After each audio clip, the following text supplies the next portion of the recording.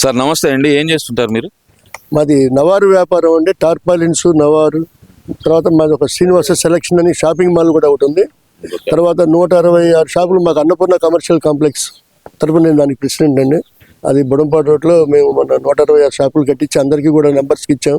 అట్లాగే 180 అపార్ట్మెంట్ కట్టి కూడా ఇవ్వాలని చెప్పని ఆలోచనతో అందరం దాని ప్రిపరేషన్లో 100 అపార్ట్మెంట్లు ఆల్రెడీ 80% అయిపోయిందండి. మరి ఇక్కడ కూటమి ప్రభుత్వం అధికారంలోకి వచ్చింది సార్, ఏంది అసలు వ్యాపారాలు పూర్తిగా పడిపోయినాయి అంట, ఇది వాస్తవమేనా? వ్యాపారాలు పడిపోయింది కూటమి ప్రభుత్వం వల్ల కాదండి. డీమార్ట్లు పెద్ద పెద్ద షాపులు వచ్చిన తర్వాత ఆ షాపులు పర్చేజ్ చేయాలని చెప్పి ప్రతి ఒక్కళ్ళు కూడా ఫ్యామిలీలు అవసరం ఉన్నా లేకపోయినా 2 వస్తువుల కోసం పోయి 20 వస్తువులు కొనుక్కొచ్చుకుంటున్నారు. కాబట్టి ఆ రకంగా పడిపోయింది. కానీ వ్యాపారం వాళ్ళు ఏం చేశారని వ్యాపారం పడైపోవడానికి వాళ్ళు చేసింది ఏముంది? వాళ్ళ చేతిలో ఏమైనా వ్యాపారం చేయొద్దని అని చెప్పారా? ఏం లేదే, అది పొరపాటు.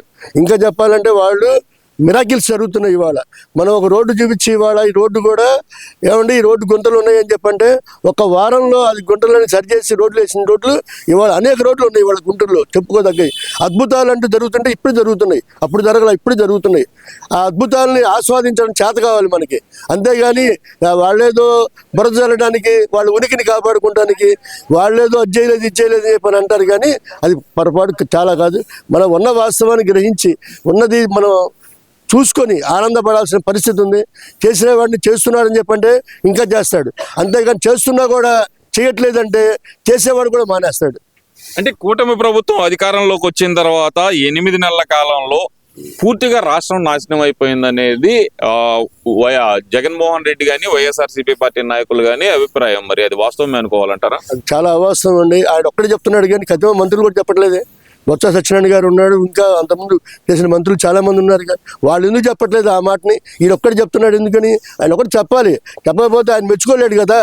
ప్రతిపక్షంలో ఉంటూ పాలకపక్షాన్ని మెచ్చుకోలేడు కాబట్టి ఆయన అంతే అంటాడు. అది అంతకన్నా చేయగలిగింది లేదు.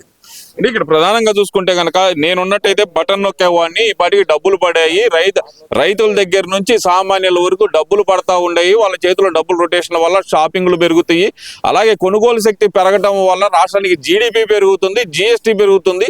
ఇవన్నీ ఏమీ లేకుండా సంక్షేమ పథకాలు ఆపేసి చంద్రబాబు నాయుడు పూర్తిగా మోసం చేశాడనేది ఒక కంక్లూజన్ అయితే ఇస్తున్నారు జగన్మోహన్ రెడ్డి. అది వాస్తవమే అనుకోవాలంటారా? మీరు ఎంతసేపు ఒక జగన్మోహన్ రెడ్డి గారు ప్రజల సంగతి చూడండి. ప్రజలు ఏం చెప్తున్నారు అయినా కానీ ఒక జగన్మోహన్ రెడ్డి గారు అంటాడు. ఆయన మాట అనగాల్సిన బాధ్యత ఆయనకుంది, ఆయన అంటాడు. దానికి దీనికి ఏముంది? అన్ని పథకాలు ఇచ్చింది కూడా ఏ పథకానికి అన్న అమ్మఒడి పథకం ఇచ్చారు. అమ్మఒడికి వాడుకుంటే ఏముంటుంది? అమ్మఒడి పథకాన్ని తీసుకొచ్చి ఇంకో దానికి వాడుకుంటే దానికి షాపింగ్ పెరుగుద్ది, దానికి వాల్యూ పెరుగుద్ది. అంతేగాని షాపింగ్ కావాలనుకున్నప్పుడు ఆ పథకాలన్నీ డబ్బులన్నీ దీనికి వాడుకుంటే దీనికి షాపింగ్ పెరుగుద్ది. మరి ఇక్కడ ప్రధానంగా చూసుకుంటే 8 నెలల కాలంలో కూటమి ప్రభుత్వం సాధించింది ఏమన్నా ఉందంటారా? విజయాలు అసలు సాధించిన విజయాలు ఉన్నాయంటారా, లేదంటే పూర్తిగా విఫలం అయిపోయింది అనుకోవాలంటారా? ఏమంటే అనేక లక్షల కోట్ల పెట్టుబడి ఇతర దేశాల నుంచి వచ్చినాయి. ఇన్ని రకాల ఇండస్ట్రీలు స్థాపించడానికి అనేక రకాల ప్రయత్నాలు జరుగుతున్నాయి.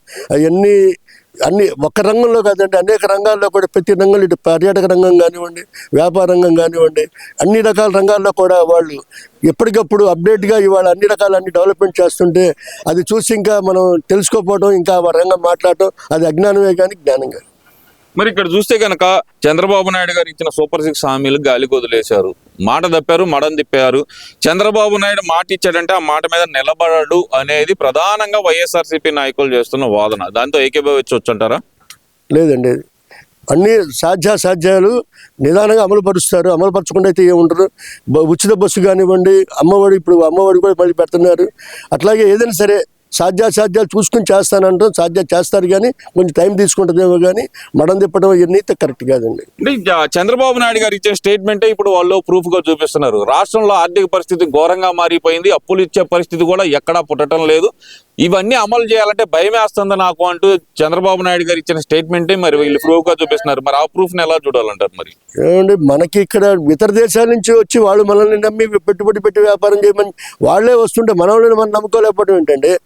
నమ్మకం లేకపోతే వాళ్ళు ఎందుకు వస్తారు? మనకి ఇన్ని లక్షల కోట్ల పెట్టుబడి వస్తుందంటే ఖచ్చితంగా మనకి మన మీద ఉన్న నమ్మకం, చంద్రబాబు గారి మీద ఉన్న నమ్మకమే కానీ వేరే నమ్మకం కాదు కదా. దానివల్లే వాళ్ళు వస్తున్నారు. ఎక్కడికి పోయినా సరే లక్షల కోట్లు వస్తున్నాయి. మన నమ్మకం లేకపోతే వాళ్ళు ఎందుకు వస్తారు? మనవాళ్ళు మనం ఎందుకు నమ్మకపోవడం ఇంకేముంది? మన వాళ్ళందరినీ నమ్మే కదా వాళ్ళు పెట్టుబడి పెడుతుంది. ఒక ముఖ్యమంత్రి గారి మాట విని ఆ రకంగా పెట్టుబడి వచ్చిందంటే ఇంక ఒక మాట మీద, ఒక మనిషి మాట మీద ఎంత గొప్ప విలువ ఉందో మనం తెలుసుకోవాలి.